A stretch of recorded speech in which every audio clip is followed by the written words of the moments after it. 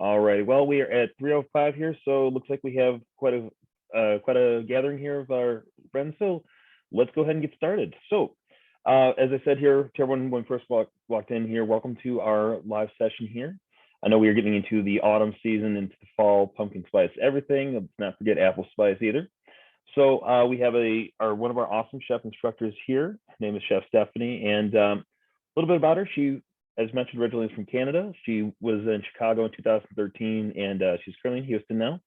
So she's been in the culinary industry for about 14 years now, working different restaurants, bakeries, chocolate shops, hotels, museums. So she's got quite a wide background here. She does have an associate degree from the culinary management and from Fanshawe College, and also a certificate in the art de patisserie from the French pastry school. So without further ado, go ahead and take it away, Chef. Awesome. Thank you, Jason. Well, welcome everyone.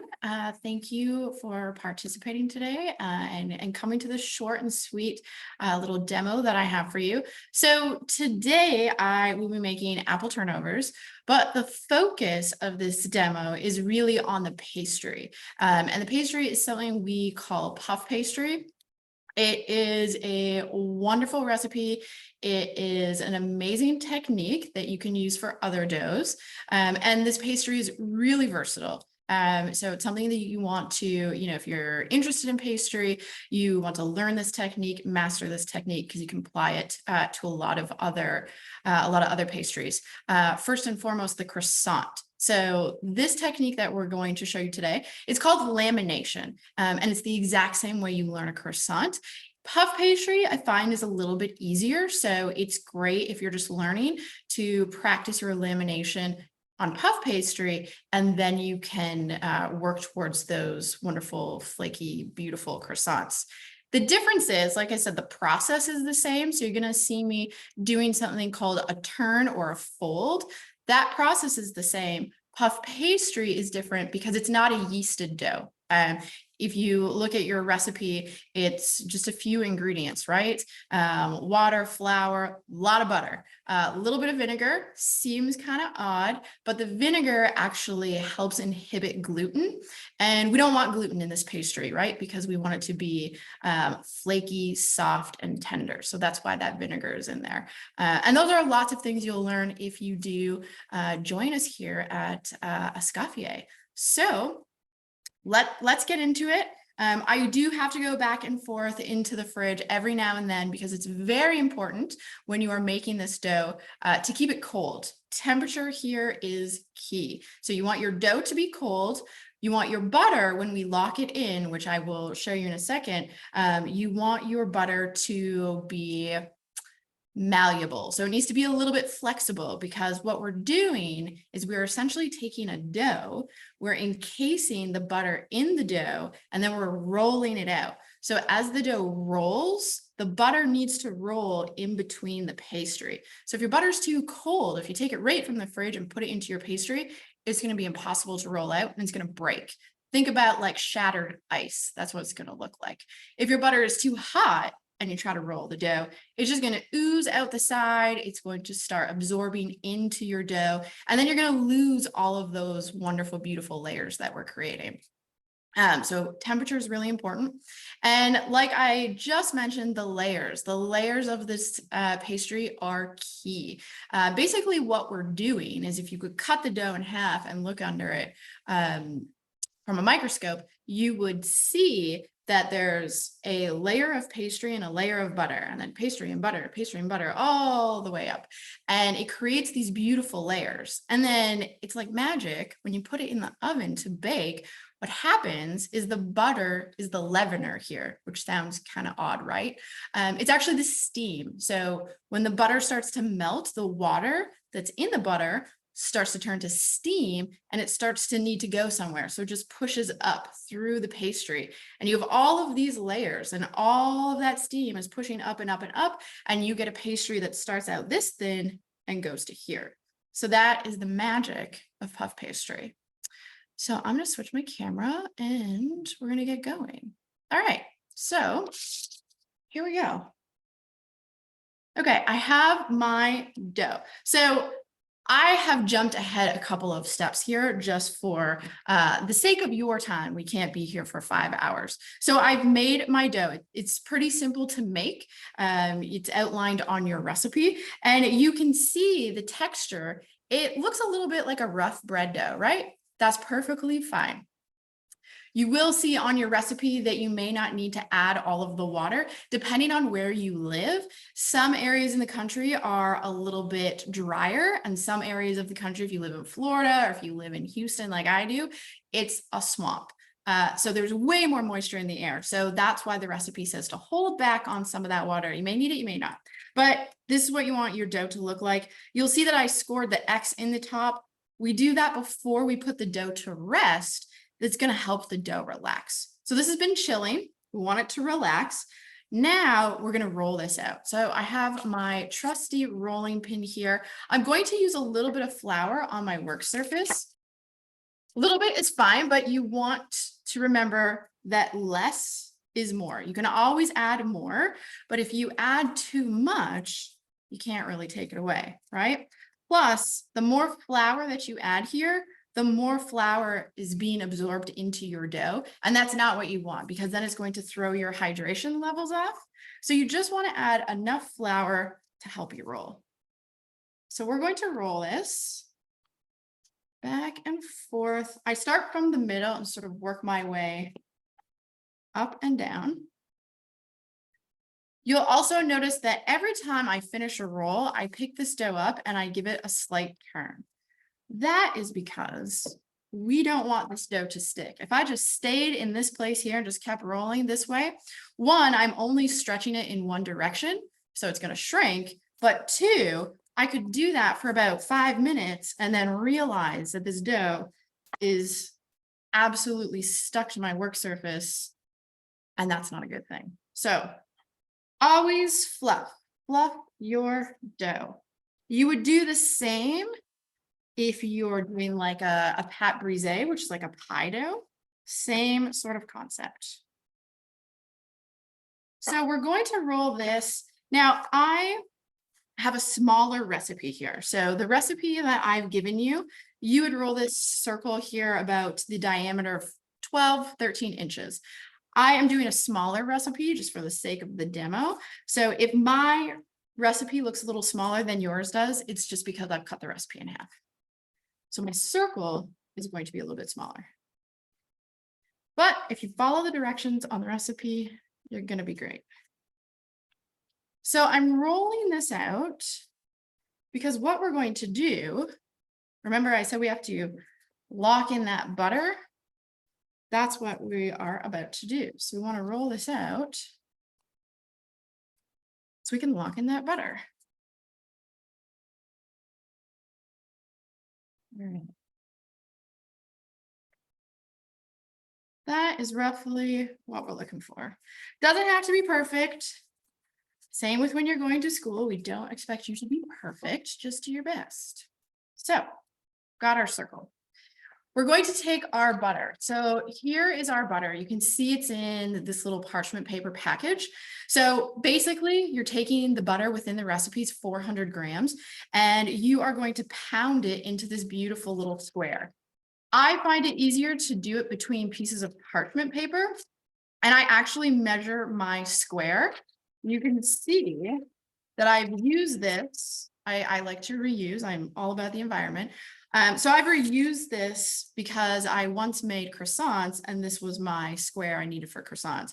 Today, I just reused it and made a smaller square for my butter. So if you make that square like so, and then roll it, that's going to give you that perfect shape because this needs to be nice and square. So this is my butter block. You can prepare this in advance, throw it in your fridge. Just make sure before you use it, you temper it. Tempering rather means that you don't just take it right out of the fridge and plonk it onto your dough. Because like I said in the introduction, that's not going to help you roll this out. So it needs to be a little bit soft. So right now I can sort of press my finger into it. You can see like it's leaving those little indents. It has some give. If I were to do this, see how flexible that is? It's not breaking right now. If this were cold, that would snap. So you're looking for that flexibility. That's what we want.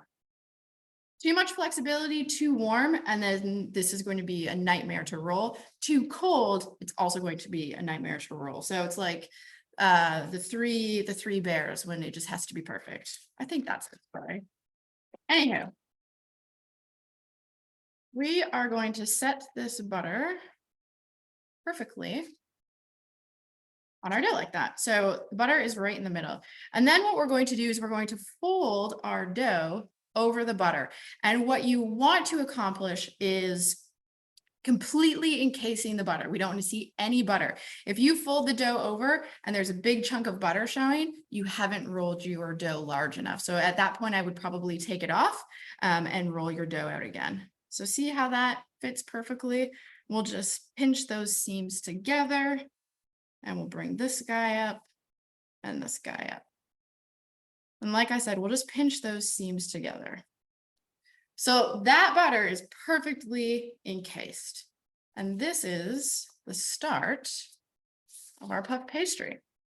So at this point, puff pastry, lamination is the technique of rolling this out and creating those layers. Like I said, temperature is really important. So at this moment, when you're first starting out, your dough might be a little bit warm. And at this point, if this is too warm to work with, just pop it back in the fridge, let it chill out. It may only need, 20 minutes and then come back. If your dough is still at a reasonable temperature, like mine is, because I'm working pretty quickly, I can go ahead and do this first turn. So it's a lot of intuition and it's a lot of just critical thinking. If it's too hot, let it have a rest in the fridge. So what we're going to do now, this first turn you want to do gently. So you can see I'm kind of just pressing a little bit and rolling because we just want to get that butter to start to lengthen out, right? So we're rolling 2 pieces of pastry with butter sandwiched in the middle. We want everything to roll together.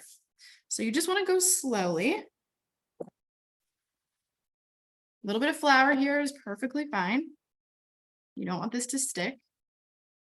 And we're going to roll this out to the dimensions on your recipe. I'm pretty sure it was 24 inches long. Now, if you can't get the full 24 inches, plus or minus a few inches is perfectly fine. Now, if your butter here was too hot, you'd probably see it trying to ooze out of the pastry. If it was too cold, when you look on the surface here, you would almost see like little floating ice chunks underneath. That's a sign that your butter is too cold because it's cracking. If your butter cracks, that's going to be a problem because the sheet of butter between the pastry is really what's creating your layers. So if that butter cracks, that means that layer is now interrupted. So you're just going to keep rolling this out, fluffing the dough, like I said, so it doesn't stick. And then once you get some length on this, like I have here, it's a good indication that your butter is okay and you can be a little bit more, I don't know if the word is aggressive, but you can go a little faster. The butter on this is okay. And notice I'm keeping this nice and rectangular. That is also key because we're going to do something called a turn and your pastry needs to stay rectangular. Otherwise, you're not going to get all of those wonderful layers that I've been talking about. All right. So this is what we're looking for. Now I'm going to show you how to do a turn. Some chefs refer to it as a turn. Some chefs refer to it as a fold. It's the same thing. It's how you get that lamination. So basically what you're going to do, and there's a few different ways you can do this. There's a double turn, there's a single turn. I'm going to show you a single turn. And this is what you're going to do if you are going to make this recipe.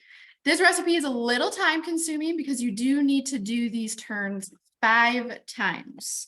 So you need to have a little bit of patience and a little bit of time on your hands, but I promise you it is so worth the effort. This is one of my favorite techniques. There's something about it that I find super therapeutic. I love making this.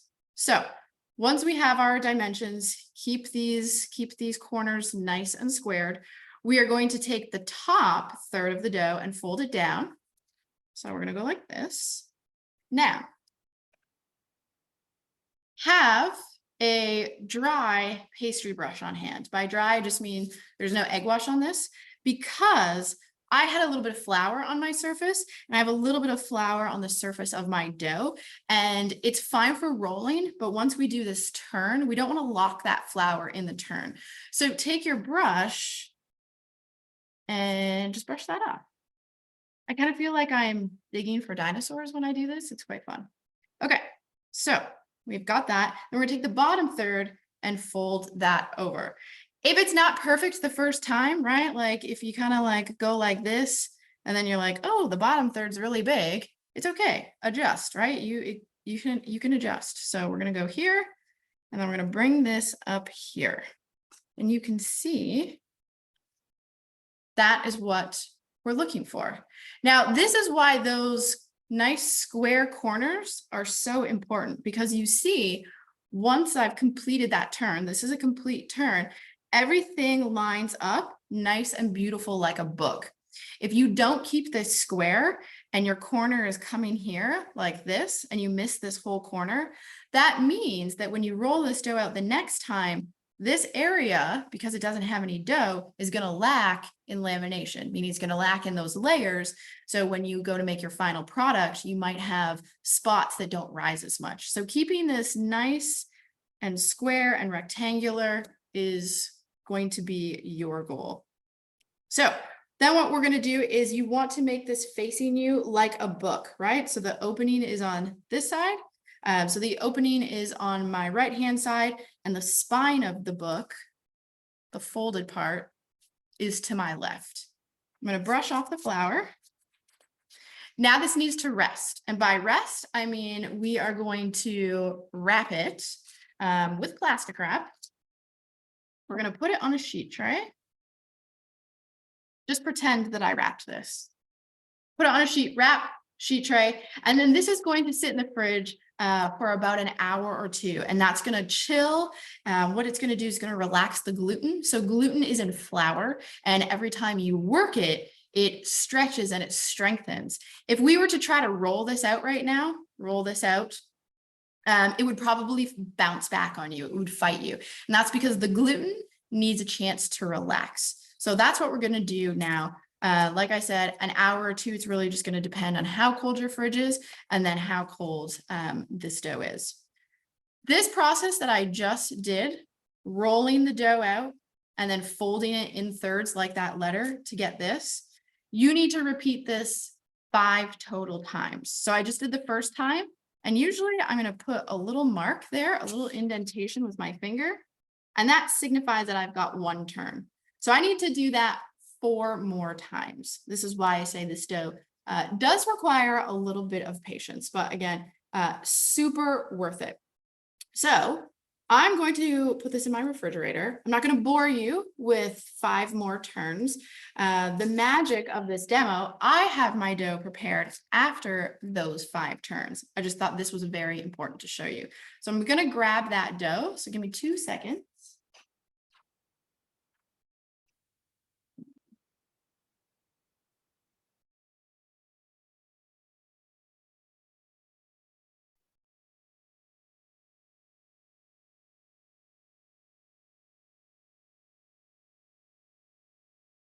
The other great thing about this dough, it freezes really well. So let's say you do your 5 turns, and let's say you only need to use a little bit of that puff pastry, cut it in half, use what you need to use, and then the other half of the pastry, as long as you wrap it really well, it can stay in your freezer, for months. And then all you would do is when you need it, when you want to make some turnovers, for a brunch or a breakfast, thaw that pastry overnight in your refrigerator. That's the best way to thaw it. In the morning, roll it out, cut your shapes, and you're off to the races. So I've got my pastry here, my finished pastry. So this has been turned 5 times. So that what I just showed you, that sequence, I did that 5 times. Wrap it in cling wrap. cling wrap. Oh my goodness. A Ziploc bag actually will work as well. Either of those will be fine. You just want to make sure that it's not absorbing smells and whatnot from the freezer. So this is my dough, or a piece of my dough, after I've done those 5 turns, and I've rolled it to about 1/4 inch in thickness. It might actually even be thinner than this, probably about 1/8 of an inch in thickness. So this is going to be my working thickness.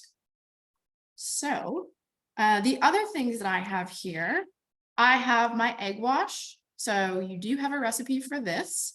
It's basically just an egg, pinch of salt, stir it up, strain it, gets out all those little chunky bits. The salt denatures the proteins. So when you apply this, it's going to go on to super smooth and beautiful. And that's going to give the pastry color, and it's going to prevent it from drying out. So we have this ready. This is basically my mise en place, everything in its place. This is the apple butter, right? Kind of looks, like a brown mess. But this stuff is fantastic. That recipe that I shared with you is like one of my favorite recipes. You can scale it up, you can scale it down, but it is so good. You could eat it, you could pair it with meat, you could pair it with pork, you could put it on a cheese board. It works fabulous in these danishes. So that is the apple butter. And in the recipe, when I note that you need to bake it until it turns a dark amber color, that's like what I'm referring to. Right? So when it goes into the oven, it's probably going to look a lot like applesauce. It needs to come out looking like this. And then, as just a little bonus, to show you something different, I made a little bit of like a sautéed apple compote. So I just took 2 different kinds of apples. I did a Granny Smith and a Pink Lady, chop them up into like a big brunoise, and then I just sauteed them with some butter, and then whatever spice you like, right? It's fall, so cinnamon, nutmeg, ginger, those kinds of things. Threw in some brown sugar and vanilla, and I'm going to put that into the turnover as well. But you could just do the apple butter in the turnover. You could just do apples like this. You could do a combination of the two. You could forget the apple altogether and do cherries, or whatever you want to do would be perfect. So that's where you can get creative with this. So got my pastry. I am going to brush off that extra flour again. And it's best to work with this cold. So you want to keep this nice and cold. And we are going to cut this and shape our turnovers. So there's a few ways you can do that. You can use a ring cutter and do more of an oval shaped turnover, or you can do that sort of classic shape, that triangular shape. So I'll show you how to do both. So for the oval, you want a pretty large ring cutter. This one is actually a little bit too small, but it's the biggest one I have. So we're going to cut out 2, and then I'm going to show you 2 triangles. When you cut your puff pastry, you've got to remember that everything in here, this whole dough, is layer and layer and layer and layer and layer. So when you cut, straight up and down, right? So we're just going to push this cutter straight down. In this type of application, you want to twist. That's probably all of our immediate reaction. Don't twist. Please don't twist. If you twist, what's going to happen when you push down and twist, that twisting motion seals all of those layers together. So when you put it in the oven, it's not going to puff as much. And that's what you just spent all of those hours creating. So just push down and come straight up. If you need to do it a couple times, that's okay. Just don't turn. Same, if you're going to use a knife to cut these, you want to just go down and up. You want to avoid pulling, because again, that's going to seal all of those layers. It's still going to bake up beautifully. It's still going to taste wonderful, but you're not going to get the rise that you would normally. Okay, so those are going to be my oval turnovers, and then we'll make some squares, or some triangles rather. But first, we need to start with a square. Scraps, don't throw them away. You spent so much time making these. Save these, and you can do little things with them. If you were to re-roll these, It's going to work. It's going to be great, but it's not going to puff up the same as the initial cut, right? It's because they've been re-rolled. But you can make monkey bread out of these things, like taking the scraps, covering them in butter and sugar, putting them in a pan, baking it all together. It's monkey bread. It's wonderful. So don't throw those away. That's where you can be creative. All right. So we have our squares. It Easy. looks like we do have a question here in the chat, a Yeah. couple actually. So we have Luba Miller here is asking, the puff pastry has the same lines as that, I assuming she means store-bought. Luba, is that what you're saying for store-bought puff pastry? Like you see like frozen in the grocery section here? Is it the same quality? Is that Yeah, she's asking the same quality. no. The stuff in the grocery store is fine. Like, you know, no knock to the stuff in the grocery store, especially if you need to make a dessert in a pinch, then by all means. But the puff pastry you can make yourself is going to be so much better. First, you can control the butter that you use, right? This pastry, the butter is the star. If you take a look at the recipe, there's 400 grams of butter in that little block. So if you use nice European butter, you're going to taste that in this pastry. And it's going to make a lot of difference. And I just find the pastry that you make yourself at home by hand, you just get a better rise. It's overall just, it's nicer. It takes time, you know, so if you make this, you know, and it doesn't come out as expected, that's okay. This technique, that lamination, it takes a lot of time. It takes some skill. So just keep at it. What I'm doing right now is I am taking that circle that I cut out and I'm just applying a little bit of pressure with the rolling pin just to elongate this into an oval. And that's going to give us that nice shape for the turnover. So you can see I just rolling it from the middle just a little bit, not applying too much pressure into an oval. And then I'm going to put it back. All right. So assembly is the same. We're going to take our egg wash. I have a different brush for the egg wash. I'm going to keep those separate. And we're going to egg wash a border about an inch thick around the edge of each of our pieces of dough. That is going to act like a glue when we stick these together, when we fold these over, because when we bake these, we really don't want them to pop open. Sometimes it happens. So this is why we do this. You don't want a lot of egg wash, right? I'm being pretty careful with that egg wash. You know, you don't want it dripping onto your mat. You don't want big pools on your mat. This is just enough to seal that shut. Then we're going to fill these. So I like to do a combination of both of these, but like I said, you can do both. You can do one or the other. It's really up to you and kind of what you want the end result to be. If you just do, we're going to put a little bit in the center. One thing with the filling, less is more. I know we all want these like jam-packed with filling. I get it. But the more filling you put in here, when you try to close this, all of the juices, they're going to start to run out the side, and that's going to cause your pastry to pop open in the oven, and then it's not really going to give you that end result. So sometimes the filling, you got to work with it a little bit. You have to, you know, make some errors to find your sweet spot, but that's okay. Just remember, less is generally more in this case. So I'm going to do a little dollop of the apple butter. And then I'm actually going to add a little of the apple. This just gives it kind of a nice texture, right? You get the creaminess of the apple butter. And then the apples that I've cooked here, they are cooked, but they still have bite. They're a little bit al dente. So that is going to provide some texture when you bite into this. And texture makes everything wonderful. Keep that in mind. Something that you will learn in your courses when you are a student here. All right. So we've got our filling. Now we need to close these. So for the squares, the triangles, we're going to bring this top triangle to the bottom triangle. And then we're just going to press gently down that seam, this side as well. Press gently first to close it, and then you can go back and really ensure that it's closed. Same for this guy. It's pretty easy.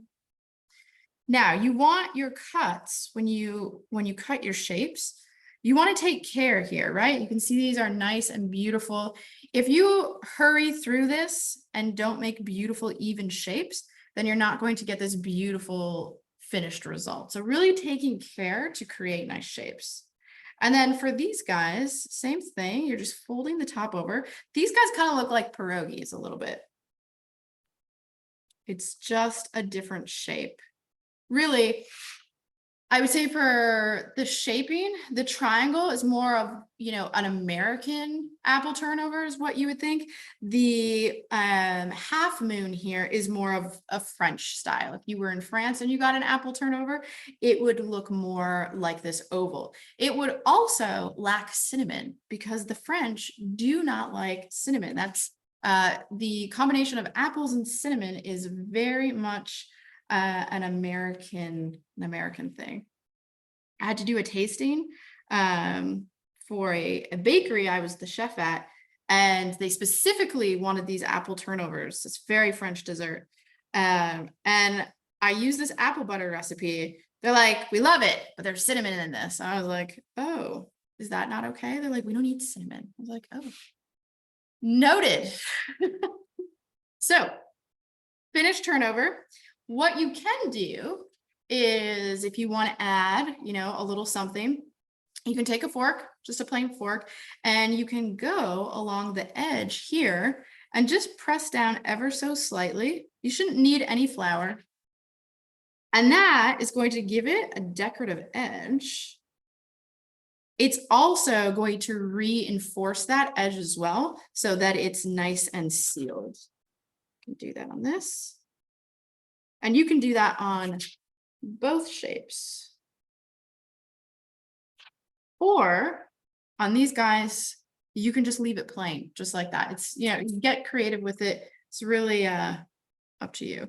I've even seen it where you take the dough and sort of curl it over to make a really sort of fancy, beautiful edge. You can do that as well. So these are done. What you need to do now is egg wash the tops. This is, like I said, going to give the pastry some beautiful color. It's also going to prevent it from drying out. So we're just going to egg wash those. Just be careful. The pastry is delicate. And again, you don't want too much egg wash here. Just enough to coat the top. You don't want it dripping off. You don't want it pooling. Just enough. You can see it kind of gives it a little bit of a shine. Once you're done egg washing, these go back into the fridge. You want to bake these nice and cold. The reason for that is, remember all of those layers that we've created. And those layers are created with butter. If you leave the dough out and the butter starts to get warm, what could happen is all of those layers could start to fuse together, right? So the butter is going to start to get warm. It's going to start to absorb into the pastry above it and continue on. So keeping this dough nice and chilled is going to give you the best results. So what I would do in this situation, I would put this right back in the fridge. You don't need to cover it. Just put it right back into your fridge. And then I would preheat my oven. And while my oven's preheating, these can just take a moment. They can chill.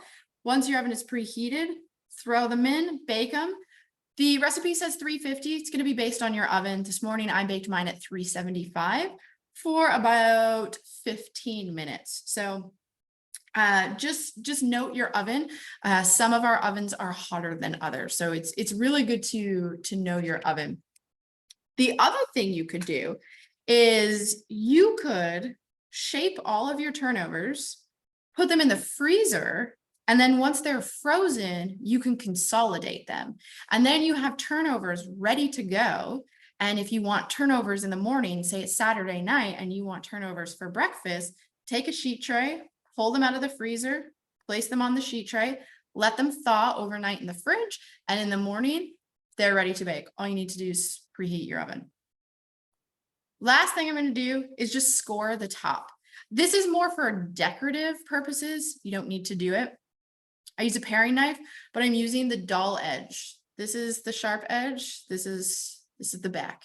I'm using that because I don't necessarily want to pierce the dough, but it's just going to create a little design. So, you know, and you can do whatever you want. From this one, I'm just going to start at the top and kind of go down, just creating some little marks. And this just bakes up really nicely in the oven. Or like I said, you could also just leave them plain, and that's fine too. So I'll just do it to those ones. I'm going to leave these guys plain. And that's the turnover. So into the fridge those go. I think I saw in the chat, I baked mine. I baked some this morning in my oven, which is pretty new. So it runs pretty true to temperature. I baked them at 375. And it took about 15, 16 minutes, but everybody's oven is going to be different. So whenever you're reading a recipe, take the bake time, take the temperature with a grain of salt. If it says 350, they mean 350, but just remember, if your oven is 20 years old, it might not be at 350. You might need to turn that oven up a little bit. If you got a brand new oven, that oven might be really hot. So maybe 350 is a little too hot and you need to turn it down a little bit. So, you know, pay attention to your oven. These are the finished results. So you can see nice and golden. I've got the triangles. This is the little half moon shape. You can see, like I said, really nice and golden. You want that nice bold bake. You want that pastry to be golden everywhere, right? The top is going to be more golden because I did the egg wash. You can also see the shine from that egg wash, but you can see the side nice and golden as well. And you can see how much those puffed up, right? That is puff pastry. And then when you break into those, you are going to have all of those wonderful apples and apple butter. So there you go. All right, awesome. Well, looks very good, Chef. Thank you very much for bringing in the fall season here.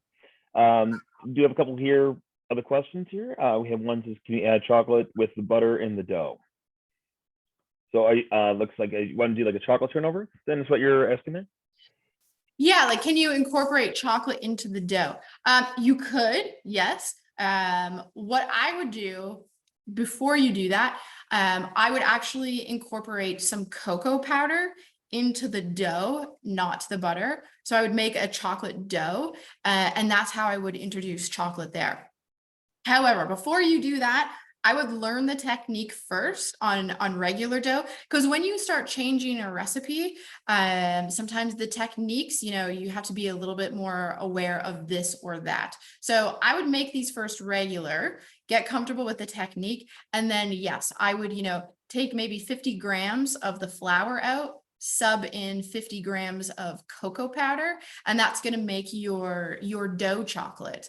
And then if you wanted like to pack a chocolatey punch, instead of doing apple butter, you could throw a few chocolate chips in there. You could make a chocolate pastry cream, and then it's just like chocolate on chocolate. You could also do like a drizzle on these, right? You could make a flat icing and drizzle these with a frosting. So if you did chocolate, you could drizzle them with chocolate. Great question. All right. Well, thank you very much, Chef, here for bringing us into your lovely baking studio here, and that's not a background; that's actually her place. We're all jealous here. All right, Chef. Well, thank you so much for like I said, bringing us into the fall season here with your awesome apple turnovers. So at this point, everyone, we're going to go ahead and let Chef Stefanie get back to her classes here, and